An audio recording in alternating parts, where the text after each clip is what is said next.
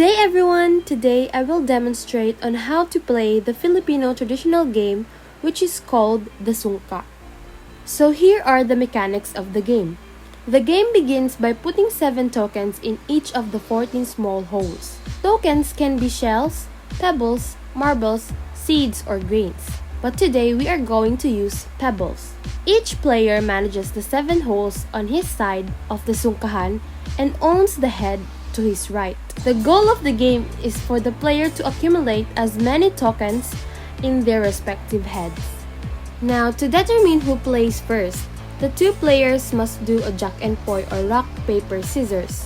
The player who wins the jack and poi will be the first player to start by picking up all the tokens from one of his 7 holes or bahay and distributes 1 token in each of the 14 small holes, including his own head. But he should not drop a token into his opponent's head.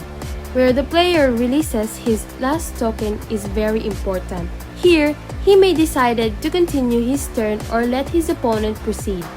Okay, now, if the last token is dropped into his own head, the player continues his turn by picking tokens from any of his own houses and repeats the process of dropping a token into the holes.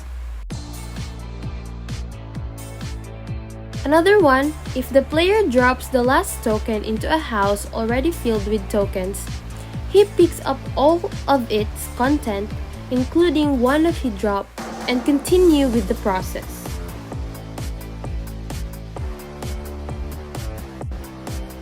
If the player drops the last token into an empty hole on its side, the player has the right to claim all the tokens in the hole directly across it, which is the token of its opponent.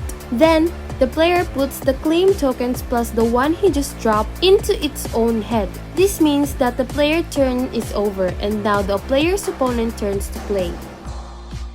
Likewise, if the player drops the last token into an empty hole on its side, and the opposite hole is also empty, the player is declared patay or dead. Again, after it, it's his opponent's turn to play.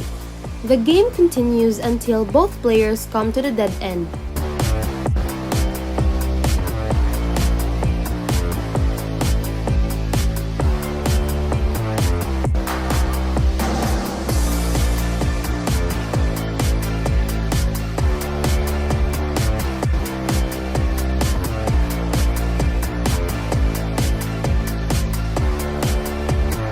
Finally, the player counts the numbers of the tokens on their respective heads. Whoever got the most number of tokens wins.